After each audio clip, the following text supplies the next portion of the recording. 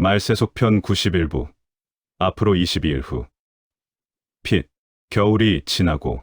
앞으로 22일간 사용할 이산월 11을 카운트하는 포스트 제목의 배경을 소개합니다.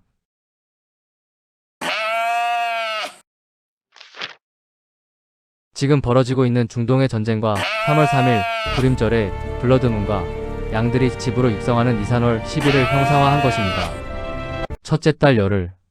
이 달 열흘에 너희 각자가 어린 양을 잡을지니 각 가족대로 그 식구를 위하여 어린 양을 취하되. 출애굽기 12장 3절. 이산월 10일은 하나님이 성도들을 선택하여 데려가시는 날로 정해진 날짜입니다.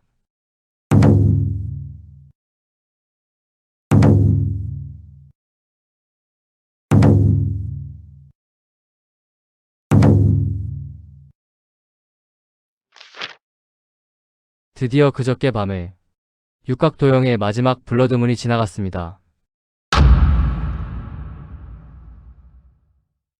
이 인류 역사 6000년의 마지막 블러드문을 유일하게 목격 못한 지역을 보여드리겠습니다. 놀랍죠? 지금 러우 전쟁으로 3차 세계대전의 긴장감이 흐르고 있는 유럽과 며칠 전부터 미사일이 상공을 날아다니며 전쟁이 한창 벌어지고 있으며 3차 세계대전의 긴장감이 흐르고 있는 중동 지역만이 인류 역사 6000년의 마지막 블러드문을 못 봤습니다. 우연일까요? 이 블러드문은 천국의 백성들에게는 하나님의 러브레터이지만 블러드문을 목격한 온 세상의 모든 불신자들에게는 다음의 메시지라고 저는 확신합니다. 보이지 않느냐? 뇌가 내 이름으로 불리는 저 도성에서부터 재앙을 내리기 시작하였는데 너희가 무사하게 넘어갈 수 있겠느냐? 너희는 절대로 무사하게 넘어가지 못한다. 이는 내가 온 세계에 전쟁을 일으켜서 모든 주민을 칠 것이기 때문이다. 나 만군의 주가 하는 말이다. 예레미야 25장 29절 세번역. 수천만 원의 이란 드론 공격을 방어하기 위해 수십억 원짜리 미사일을 쏘는 무식한 소모전에 발을 디뎌놓게 된 미국이 이곳에 장기적인 소모전에서 발을 빼지 못하게 되면 전 세계는 어떻게 돌아갈까요? 미국과의 동맹으로 평화가 유지되던 한반도와 중국 대만 등 팽팽한 긴장감이 있던 다른 지역 역시 전쟁의 포화가 시작될 가능성이 매우 높아지게 됩니다. 이는 내가 온 세계에 전쟁을 일으켜서 모든 주민을 칠 것이기 때문이다. 시간이 갈수록 이란은 유리해지고 있습니다. 저는 이 전쟁의 결정적인 전환점이 다음의 날이 될 가능성을 주시하고 있습니다. 새로운 전환점이 시작되는 하늘 달력의 1월 1일, 바로 니산월 1일입니다. 은혜의 해에서 심판의 해로의 전환점 말이죠. 이 니산월 1일은 하나님께서 이집트라는 세상 시스템에서 자기 백성을 불러내시며 과거의 질서를 마감하고 영적 리셋의 시점으로 정해주신 새로운 시간표의 키점입니다. 이날은 앞으로 2주 후이며 니산 10일로부터 10일 전입니다. 이번에는 인류 역사 마지막 개기일식을 유일하게 관찰할 수 있는 지역을 함께 보시겠습니다.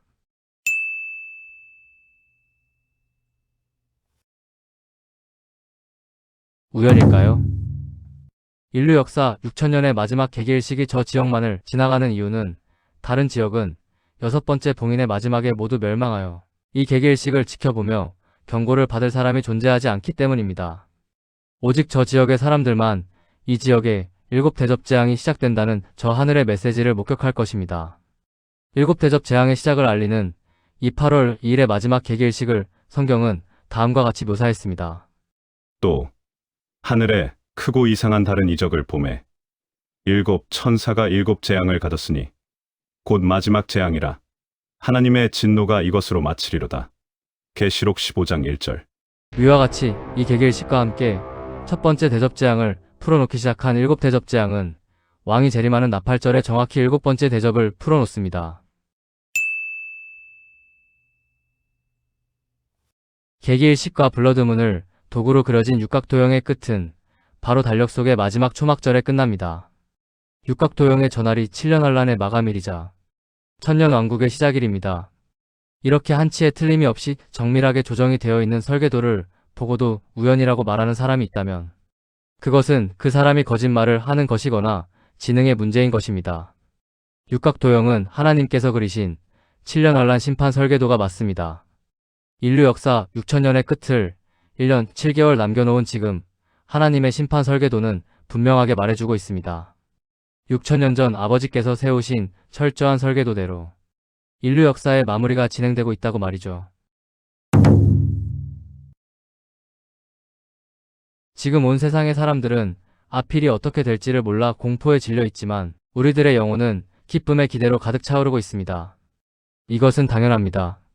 우리 모두가 하나님의 보호 아래 있고 우리들이 그토록 기다려온 시간이 다가온 것이 분명하기 때문입니다. 이 전쟁은 교만한 바벨론의 멸망과 야곱의 환란을 불러올 때까지 끝나지 않을 것입니다. 그리고 우리는 그 전에 이곳을 떠나 꿈에 그리던 그곳으로 향할 것입니다. 모두 준비하시기 바랍니다. 5년을 함께 동고동락해온 사랑하는 방주 가족 여러분을 어서 빨리 만나고 싶습니다. 할렐루야. 마라나타. 프롤로그. 아무도 출애굽 때 선택된 어린 양이 천국의 모형인 하나님의 백성 집에 들어간 날이 니산월 10일이라는 사실을 주목하지 않았습니다.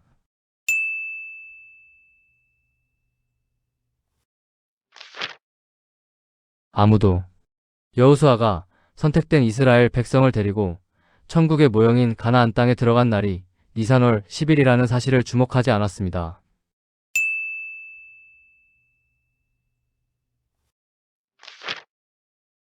아무도 주님께서 선택된 제자들을 이끌고 하늘의 예루살렘 성의 모형인 예루살렘에 나귀를 타고 입성한 날이 니산월 10일이라는 사실을 주목하지 않았습니다.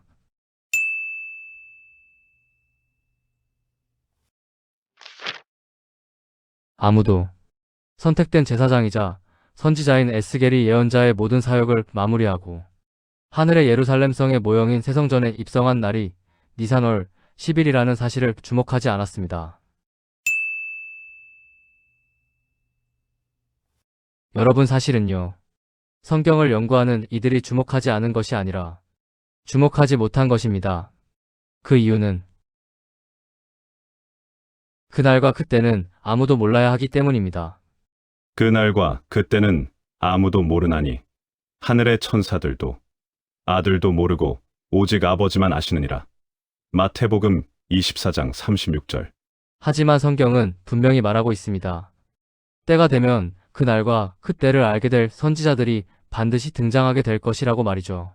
주 여호와께서는 자기의 비밀을 그종 선지자들에게 보이지 아니하시고는 결코 행하심이 없으시리라. 아모스 3장 7절. 해석. 하나님께서는 선택하신 선지자들에게는 반드시 휴거의 날을 알려주신 후 휴거를 진행하실 것이다. 우리가 그 선지자들인지 저는 모릅니다. 그날과 그때는 아무도 모르나니 하늘의 천사들도 아들도 모르고 오직 아버지만 아시느니라. 마태복음 24장 36절. 형제들아, 때와 시기에 관하여는 너희에게 쓸 것이 없음은 주의 날이 밤에 도둑같이 이를 줄을 너희 자신이 자세히 알기 때문이라. 데살로니가전서 5장 2절. 그러나 주의 날이 도둑같이 오리니 그 날에는 하늘이 큰 소리로 떠나가고 물질이 뜨거운 불에 풀어지고 땅과 그 중에 있는 모든 일이 드러나리로다. 데드로후서 3장 10절. 그러므로 내가 어떻게 받았으며 어떻게 들었는지 생각하고 지켜 회개하라. 만일 일깨지 아니하면 내가 도둑같이 이르리니 어느 때에 내게 이르는지 내가 알지 못하리라. 요한계시록 3장 3절. 보라, 내가 도둑같이 오리니 누구든지 깨어 자기 옷을 지켜 벌거벗고 다니지 아니하며 자기의 부끄러움을 보이지 아니하는 자는 복이 있도다. 요한계시록 16장 15절. 성경의 위의 모든 말씀은 주님이 오실 때는 아직 확정되어 있지 않다는 뜻이 아닙니다. 주님이 오실 날은 분명히 정해져 있습니다. 단지 그날은 비밀로 감추어져 있기에 모든 성도들에게는 도둑같이 임하는 것처럼 느껴질 것이라는 뜻인 것입니다. 저는 전날을 먼저 알도록 공개받을 선택된 선지자들이 참으로 부럽습니다. 어마어마한 영예가 분명하기 때문입니다. 챕터 1. 할례의 비밀. 할례. 남성의 음경 포피 껍데기를 제거하는 수술. 포경수술. 예수 그리스도의 모형인 여호수아는 니산월 10일 날 천국의 모형인 가나안 땅을 밟자마자 부싯돌을 갈아 칼을 만들어 이스라엘 백성들의 할례를 직접 진행했습니다. 지난 시간에 우리는 이것이 니산월 10일 예수 그리스도에 의해 성도들이 옛 몸을 벗어버리고 새 몸을 입는 부활 휴거의 모형임을 알게 되었습니다. 그는 만물을 자기에게 복종하게 하실 수 있는 자의 역사로 우리의 낮은 몸을 자기 영광의 몸의 형체와 같이 변하게 하시리라. 빌립보서 3장 21절. 왜 여호수아가 가나안 땅의 할례를 행한 날이 하필 6월절을 코앞에 둔 니산월 10일이었을까요? 그 이유는 율법상 할례를 받지 않으면 6월절 어린 양과 함께 할 수 없었기 때문입니다. 너희와 함께 거류하는 타국이니 여호와의 유월절을 지키고자 하거든. 그 모든 남자는 할례를 받은 후에야 가까이 하여 지킬지니 곧 그는 본토인과 같이 될 것이나 할례 받지 못한 자는 먹지 못할 것이니라. 출애굽기 12장 38절. 위의 것은 모형입니다. 이제 저 모형의 본체를 영상으로 보여드리겠습니다. 내가 너희에게 이르노니 이 유월절이 하나님의 나라에서 이루기까지 포도주를 다시 먹지 아니하리라. 누가복음 22장 16절, 18절. 하늘의 첫 6월절 어린 양과 함께하는 할례 받은 자들의 모습. 하나님께서 이스라엘에게 할례를 받은 자만이 6월절을 지낼 수 있게 하신 이유는 수천 년 후 육신의 할례를 받은 천국 백성만이 진짜 6월절 어린 양과 하늘에서 함께 할 수 있다는 사실을 알려주기 위해서였던 것입니다. 그래서 과거 이스라엘에는 6월절을 4일 앞둔 니산월 10일쯤부터 급하게 할례를 받고자 하는 자들이 줄을 서서 할례를 받았음을 우리는 다음 성구에서 충분히 예상할 수 있는 것입니다. 너희와 함께 거류하는 타국이니 여호와의 유월절을 지키고자 하거든. 그 모든 남자는 할례를 받은 후에야 가까이 하여 지킬지니 곧 그는 본토인과 같이 될 것이나 할례 받지 못한 자는 먹지 못할 것이니라. 출애굽기 12장 38절. 챕터 2.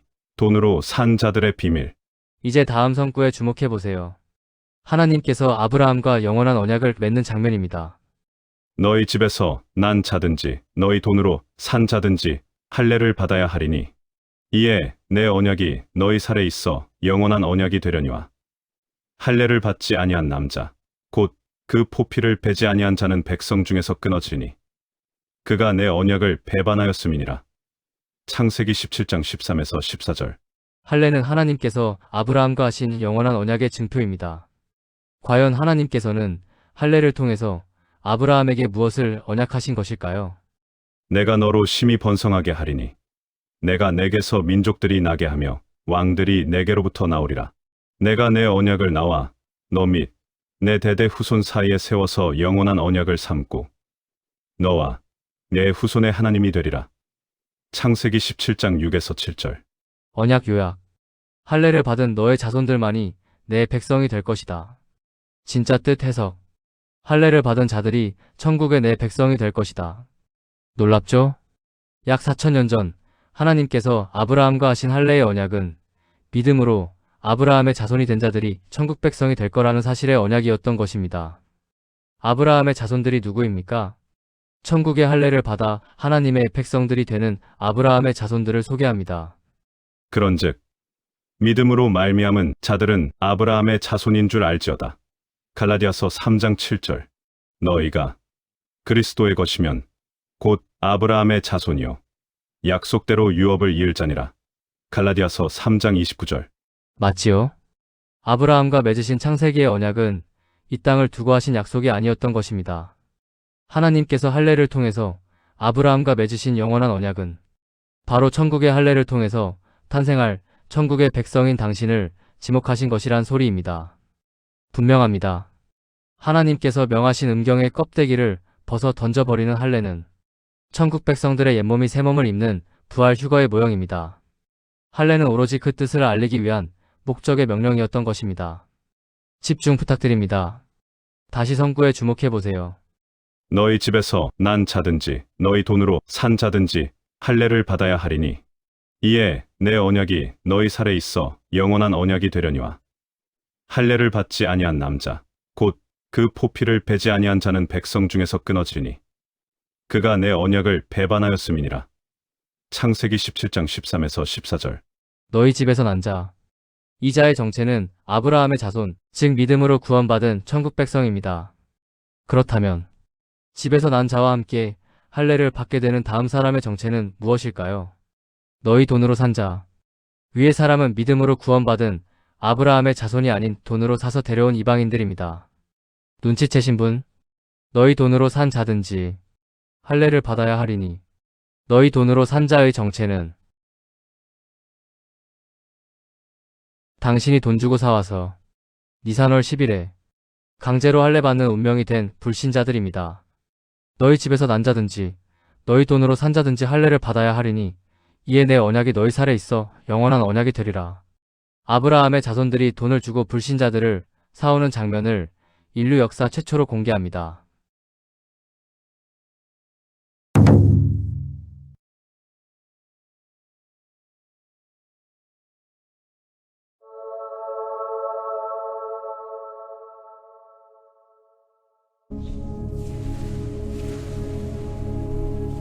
아버지, 제가 지금 손에 들고 있는 그리스도의 보혈을 비록 주를 알지 못하고 죽었지만 심령이 가난하고 착하게 살았던 지난 역사 모든 영혼들에게 적용합니다. 아버지, 그들의 죄와 허물을 보지 마시고 제 손에 들린 아들의 피를 보시옵소서. 중복은 때의 기도 중에서 너희 돈으로 산 자도 할례를 받아야 하리니 깨달으신 분? 아브라함의 자손들이 불신자들을 사온 돈의 정체는 어린 양의 보혈입니다. 당신이 어린 양의 보혈을 뿌려 사온 불신자들이 우리와 함께 천국의 할례를 받게 될 것이란 소리입니다. 너희 돈으로 산 자든지 할례를 받아야 하리니. 집중 부탁드립니다. 이에 아브라함이 하나님이 자기에게 말씀하신 대로 이날에 그 아들 이스마엘과 집에서 태어난 모든 자와 돈으로 산 모든 자, 곧 아브라함의 집 사람 중 모든 남자를 데려다가 그 포피를 베었으니 창세기 17장 23절. 그 날에 아브라함과 그 아들 이스마엘이 할례를 받았고 그 집의 모든 남자, 곧 집에서 태어난 자와 돈으로 이방 사람에게서 사온 자가 다 그와 함께 할례를 받았더라. 창세기 17장 26절. 저는 아브라함이 하나님의 명을 받아 할례를 행한 이날이 니산월 11일 가능성을 추측하고 있습니다. 잘 보세요. 이에 아브라함이 하나님이 자기에게 말씀하신 대로 이날에 위성구의 이날은 히브리어로 베에쳔 하욤 하제입니다. 뭔가 아직죠? 위 문장의 뜻은 바로 그날에입니다. 이것만이 아닙니다. 그 날에 아브라함과 그 아들 이스마엘이 할례를 받았고 저 그날에로 번역된 부분도 바로 그날에 베에쳔 하욤 하제입니다. 기억나시죠? 할례를 한 날을 묘사한 위에 둘 다 모두 에스겔 40장 1절의 묘사에 쓰인 바로 그날에 바로 그 단어인 것입니다. 첫째 달 그 달 10일 바로 그날에 베에쳔 하욤 하제. 창세기 17장 23절 이날에 베에쳔 하욤 하제. 창세기 17장 26절 그날에 베에쳔 하욤 하제. 에스겔 40장 니산 10일 바로 그날에 베에쳔 하욤 하제. 이전 포스트 설명을 다시 보시겠습니다. בעצם היום הזה. 위에서 에쨘의 의미는 뼈대, 본질, 실체라는 뜻입니다. 시간 앞에 에쨘이 붙으면 어떤 정해진 날의 뼈대가 되는 바로 그 시점을 뜻합니다. 즉 에쨘은 한치의 오차도 없는 바로 그 정해진 순간이라는 뜻인 것입니다. 다시 말해서 에스겔이 이 단어를 사용했다는 것은 그가 환상 속에서 성전에 니산 10일에 입성한 사건이 우연히 일어난 것이 아니라 하나님의 거대한 설계 도상에서 반드시 그날이어야만 했던 필요성을 강조하기 위해서 에쨘이란 단어를 사용했다는 소리입니다. 바로 그날에 בעצם היום הזה.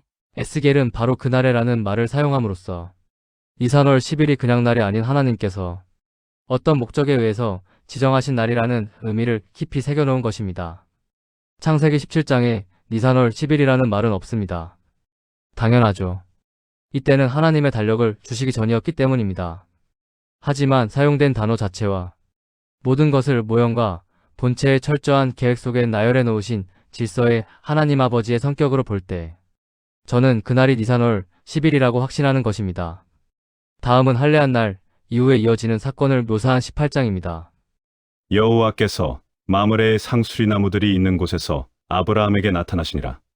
날이 뜨거울 때 그가 장막 문에 앉아 있다가 창세기 18장 1절. 위성구의 묘사로서 저 때가 여름임을 추측할 수 있습니다. 즉, 할례 사건이 가을이 아닌 여름 전에 벌어졌음은 분명히 알 수 있는 것입니다. 결론을 드립니다. 창세기 17장의 아브라함의 할례를 통해 육의 몸을 벗고 언약의 백성으로서의 인생이 시작된 날. 이 날에 바로 그날에라는 단어가 사용됨으로써 저는 이날이 분명히 니산 10일이라고 확신합니다.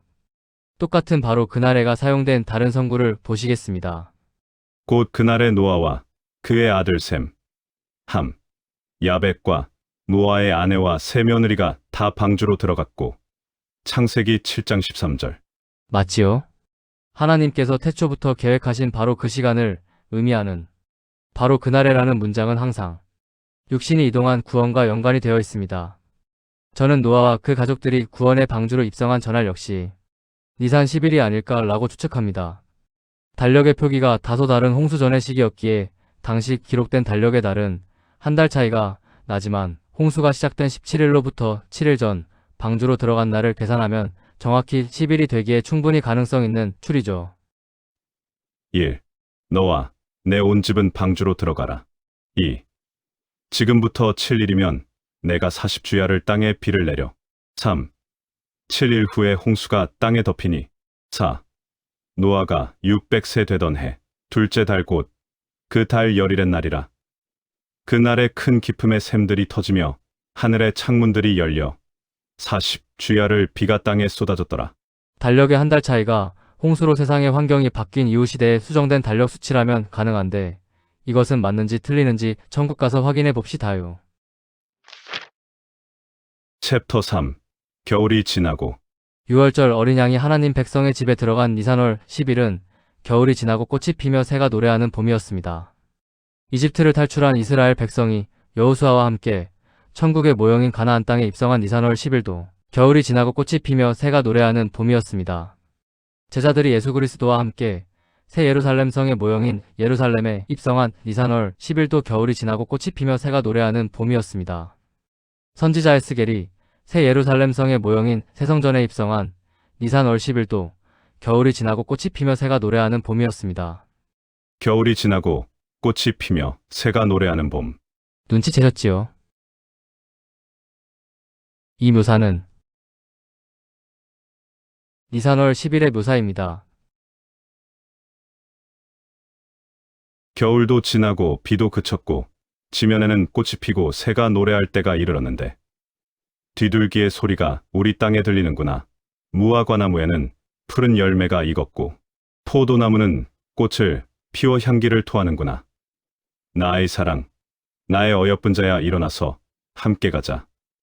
아가서 2장 11에서 13절.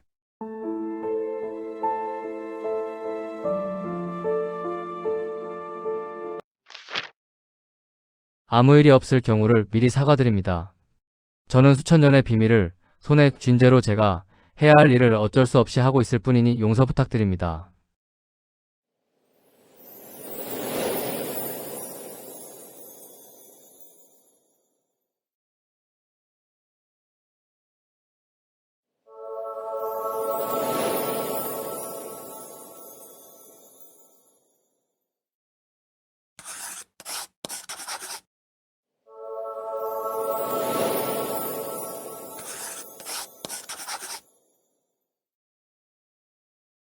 여섯 번째 봉인.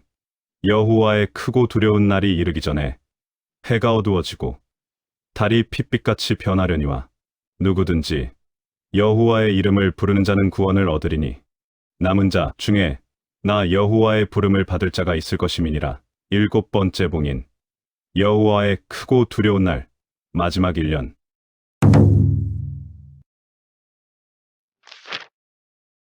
챕터 4. 요엘 2장의 비밀. 다음 내용은 최근 요엘 2장의 여호와의 크고 두려운 날 성구를 추적 중 알게 된 내용입니다. 그날 환난 후에 즉시 해가 어두워지며 달이 빛을 내지 아니하며 별들이 하늘에서 떨어지며 하늘의 권능들이 흔들리리라. 그때에 인자의 징조가 하늘에서 보이겠고 그때 땅의 모든 족속들이 통곡하며 그들이 인자가 구름을 타고 능력과 큰 영광으로 오는 것을 보리라. 마태복음 24장 29에서 30절.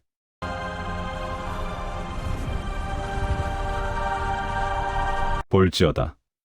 그가 구름을 타고 오시리라.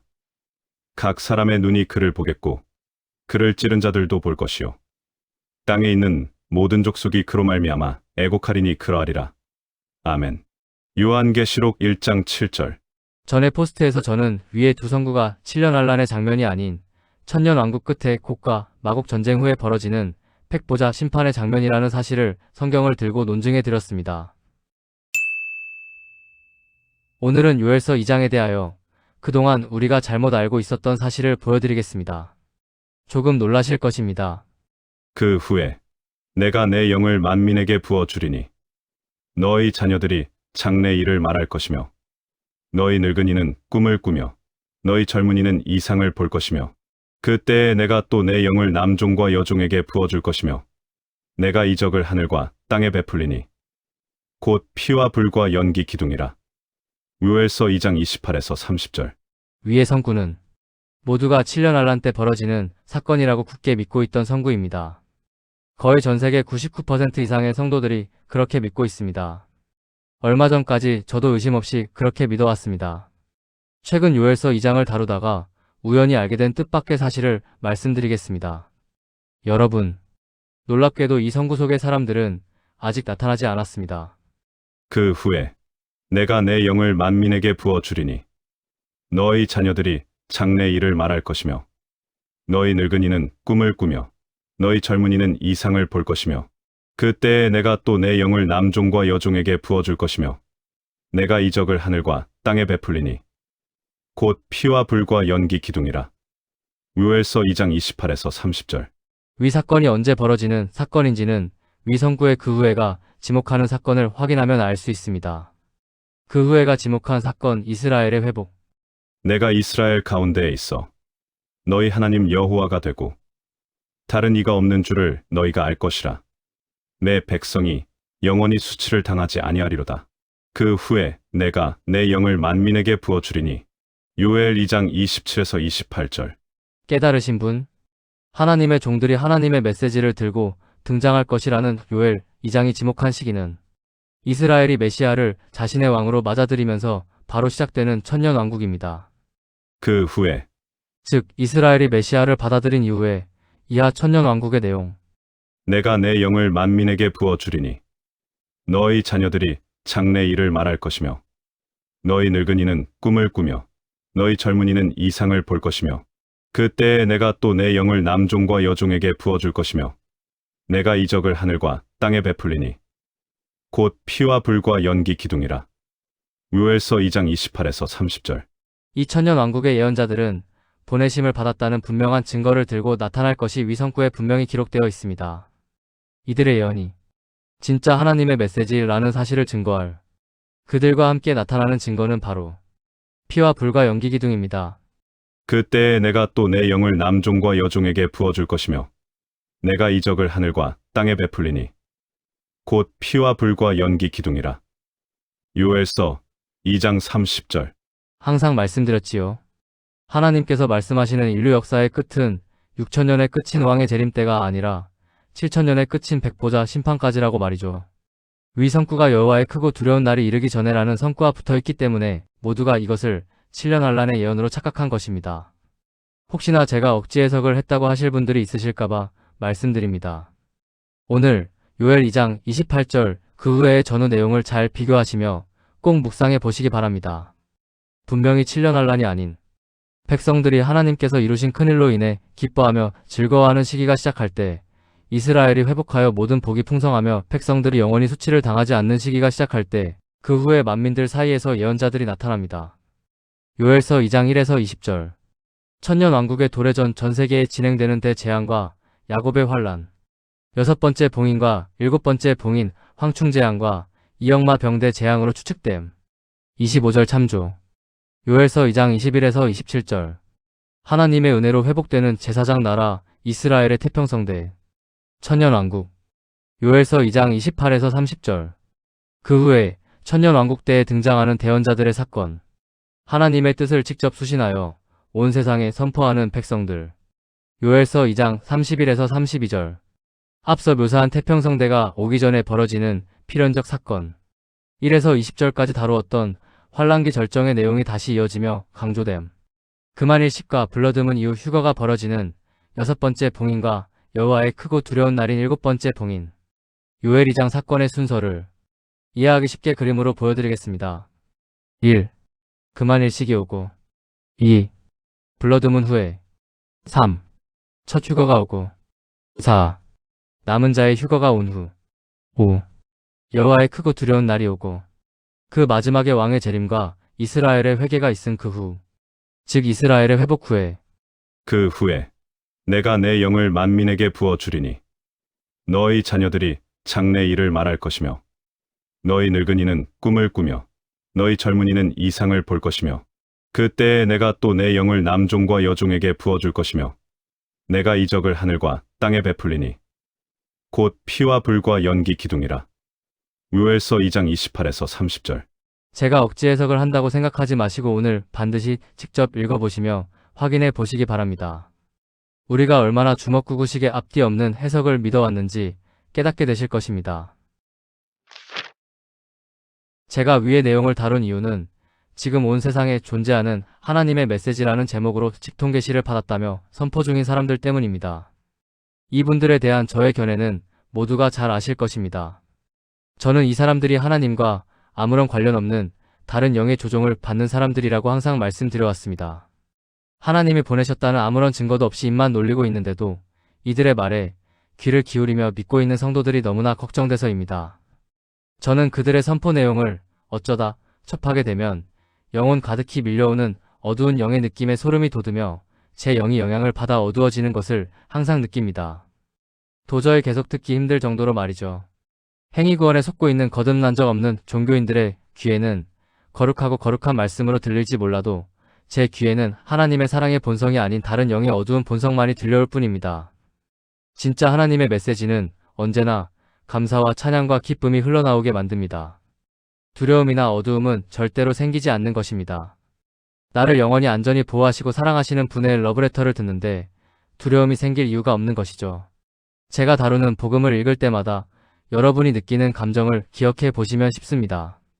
복음이야말로 성도들의 영혼을 감사와 기쁨과 안식으로 인도하는 하나님의 진짜 메시지이기 때문입니다. 아무튼 저는 그들의 메시지를 어쩌다 접하게 되면 그때마다 말씀으로 무장되지 않은 초신자들은 얼마나 두려울까 라는 생각을 항상 하게 됩니다. 그래서 요엘 2장에 등장하는 하나님의 영을 받아 대언하는 사람들이 이 사람들 이야기가 절대로 아니라는 논증을 해드렸던 것입니다. 그 후에 내가 내 영을 만민에게 부어 주리니 너희 자녀들이 장래 일을 말할 것이며 너희 늙은이는 꿈을 꾸며 너희 젊은이는 이상을 볼 것이며 그때에 내가 또 내 영을 남종과 여종에게 부어줄 것이며 내가 이적을 하늘과 땅에 베풀리니 곧 피와 불과 연기 기둥이라. 요엘서 2장 28에서 30절. 분명히 위선꾼은 그 사람들의 이야기가 아니라 천년왕국 때 등장할 대언자들의 이야기입니다. 6천년간 필요한 말씀으로 가득 차 있는 성경이 완성된 지금 시대에는 직통계시를 받는 대언자들은 있을 수 없는 것입니다. 거기다 이들은 하나님이 주셨다는 어떤 증거도 보여준 적이 없습니다. 지금부터 집중 부탁드립니다. 성경은 하나님이 사용하신다는 증거 없이 활동하는 자들은 예외 없이 거짓 선지자로 규정합니다. 신명기 18장 21에서 22절, 예레미야 28장, 열왕기상 22장. 하나님께서 자신의 종을 보내어 선포를 시키실 때는 반드시 그가 하나님께로부터 왔음을 증명하는 초자연적인 표적이나 말씀의 성취를 동반시키셨다는 소리입니다. 여러분 잘 생각해 보세요. 하나님 아버지께서는 성경이 없던 시대의 사람들을 위해 모세에게는 뱀으로 변하는 지팡이를 주셨고 엘리야에게는 하늘에서 불이 내려오는 표적을 주셨으며 엘리사에게는 요단강이 갈라지는 표적을 주셨고 사무엘에게는 말하는 것이 즉시 성취되는 표적을 주셨으며 이사야에게는 그의 아들의 이름을 증거를 주셨고 예레미야에게는 나무멍에와 토기장이 그릇과 아나돗 밤매인 문서를 선포의 증거로 쥐어주셨고 에스겔에게는 그 본인의 몸과 그의 행동을 통해 이자의 말이 진짜라는 시각적 증거를 주셨고 여호수아에게는 언약궤 앞에서 요단강이 멈추는 표적을 주셨습니다.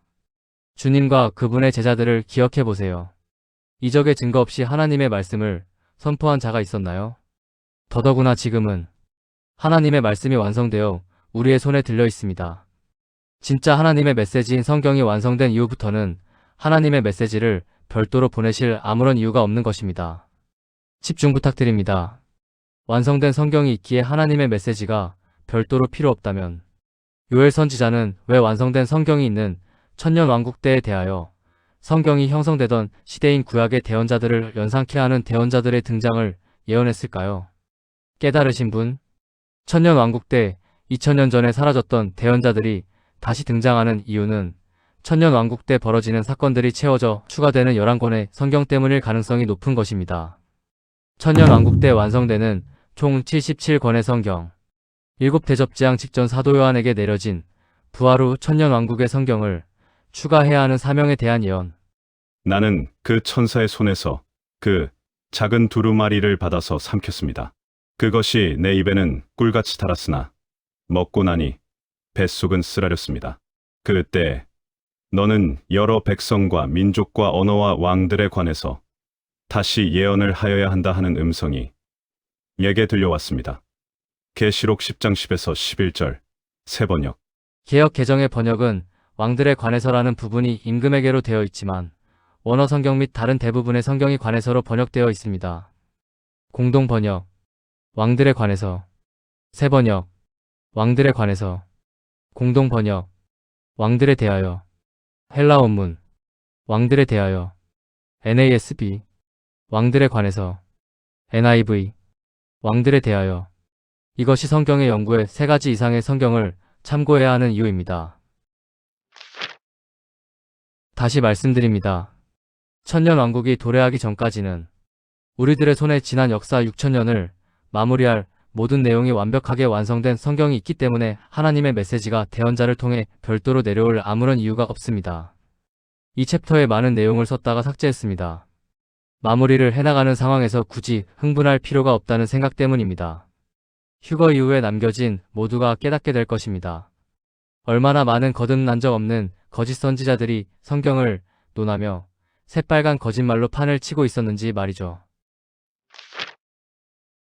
너는 왜 하나님의 메시지를 선포하는 자들을 믿지 않았느냐? 라고 주님께서 물어보신다면 저는 다음과 같은 답변을 드릴 것입니다. 아버지께서는 아버지께서 보내셨다는 명확한 증거를 손에 쥐어주지 않고 대언자를 보내신 적이 단 한 번도 없었기 때문에 저는 그들을 단 한 사람도 믿을 수 없었습니다. 라고 말이죠. 이상의 내용만으로도 많은 분들의 분별에 도움이 되길 바랍니다. 에필로그. 나더러 주여 주여 하는 자마다 다 천국에 들어갈 것이 아니오. 다만 하늘에 계신 내 아버지의 뜻대로 행하는 자라야 천국에 들어가리라. 마태복음 7장 21절. 주여, 아버지의 뜻이 무엇입니까? 내 아버지의 뜻은 아들을 보고 믿는 자마다 영생을 얻는 이것이니 마지막 날에 내가 이를 다시 살리리라. 요한복음 6장 40절. 천국, 하나님의 은혜로 오직 믿음만으로 값없이 천국 시민권을 받은 자들이 사는 곳. 천성 새 예루살렘성. 천국 시민권자 중 회개에 힘쓴 자들인 어린 양의 신부들이 왕권을 받아 사는 천국의 수도. 자기 두루마기를 빠는 자들은 복이 있으니 이는 그들이 생명나무에 나아가며 문들을 통하여 성에 들어갈 권세를 받으려 함이로다. 계시록 22장 14절. 천성의 정체는 새 예루살렘이며 회개를 통해 거룩한 삶을 노력한 왕이 된 자들이 사는 천국의 수도입니다. 천국 입성은 오직 주 예수 그리스도의 보혈을 믿는 믿음으로만 얻게 되며 이는 행위와 상관없이 값없이 주시는 선물로서 천국 시민권을 획득하여 일반 백성 지위를 갖게 됩니다.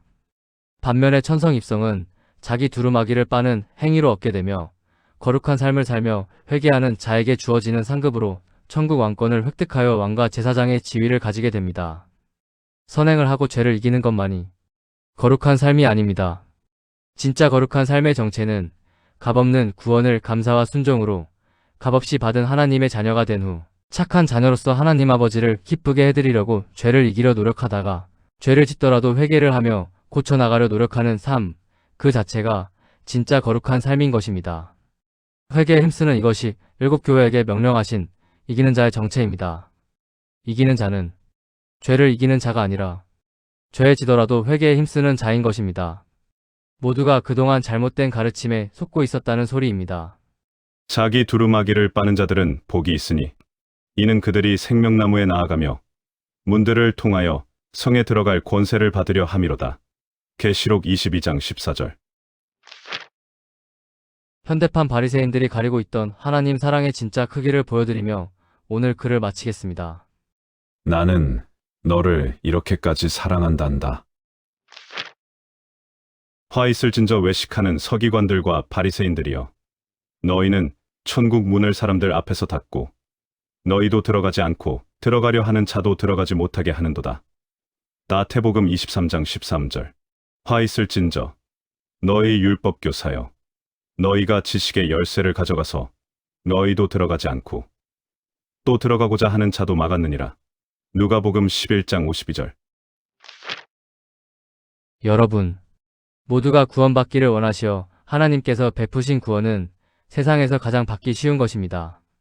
너희가 그 은혜를 인하여 믿음으로 말미암아 구원을 얻었나니 이것이 너희에게서 난 것이 아니요 구원은 하나님의 선물이라. 구원은 너희의 행위에서 난 것이 아니니 이는 누구든지 자랑치 못하게 함이니라. 에베소서 2장 8에서 9절. 이것이 복음입니다. 여섯 번째 봉인. 여호와의 크고 두려운 날이 이르기 전에 해가 어두워지고 달이 핏빛같이 변하려니와 누구든지 여호와의 이름을 부르는 자는 구원을 얻으리니 남은 자 중에 나 여호와의 부름을 받을 자가 있을 것임이니라. 일곱 번째 봉인. 여호와의 크고 두려운 날, 마지막 1년. 요엘의 예언.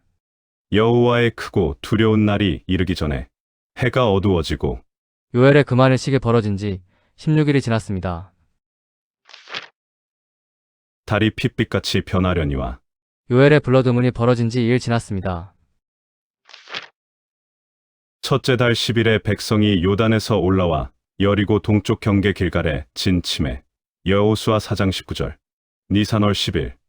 가나안 입성 모형. 니산월 10일. 천국 입성 본체. 이스라엘이 천국의 예표인 가나안 땅에 입성한 니산월 10일까지 20일 남았습니다. 그리고 너희에게 이르노니 내가 포도나무에서 난 것을 이제부터 내 아버지의 나라에서 새 것으로 너희와 함께 마시는 날까지 마시지 아니하리라 하시니라.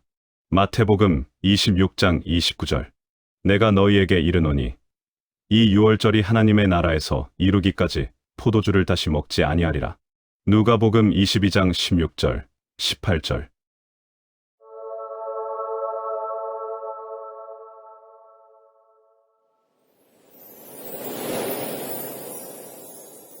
가라지를 불태우는 기간 내에 있는 유월절은 우리가 기다리는 유월절이 될 수 없으므로 앞으로 올 단 한 번의 유월절이 우리가 기다리는 유월절입니다.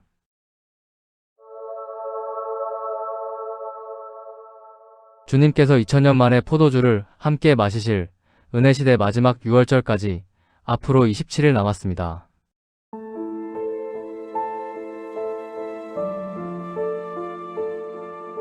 다음 시간에 계속 여호와의 크고 두려운 날이 이르기 전에 해가 어두워지고 금환일씩 달이 핏빛같이 변하려니와 블러드문 누구든지 여호와의 이름을 부르는 자는 구원을 얻으리니 가나안 땅 진입. 이 유월절이 하나님의 나라에서 이루기까지 포도주를 다시 먹지 아니하리라. 은혜시대 마지막 유월절. 시간이 없습니다. 전 세계 모두를 싹 쓸어버리는 인류 역사 마지막 심판의 시간이 곧 시작될 것입니다. 평생을 가짜 복음에 속아 살아서 진짜 하나님을 만난 적이 없는 분들, 그리고 끝까지 하나님 믿기를 거부한 불신자들, 이 모두가 조만간 싹 다 죽어서 영원한 지옥 불못이 확정될 것입니다. 당신은 하나님을 만날 준비가 되었나요? 곧 세상에 도래할 하나님 나라의 백성이 되는 것이 당신이 대환란을 피할 수 있는 유일한 방법입니다. 많은 분들을 하나님 백성의 길로 인도한 복음의 비밀 시리즈를 소개합니다. 당신은 바로 오늘 이 시리즈를 통해 하나님의 자녀로 거듭나 영원한 생명을 소유하여 앞으로 도래할 하나님 나라의 백성이 되실 것입니다. 하나님의 사랑을 깨닫는 순간 천국 백성이 됩니다. 그리고 당신이 하나님 나라의 백성이 되었다는 사실을 누가 말해주지 않아도 당신 자신이 알게 될 것입니다. 시간이 없습니다. 서두르시기 바랍니다. 복음의 비밀 파트 1. 복음의 비밀 파트 2. 복음의 비밀 파트 3. 복음의 비밀 최종 완성본. 말세속편 91부. 앞으로 22일 후. 핏. 겨울이 지나고. The End.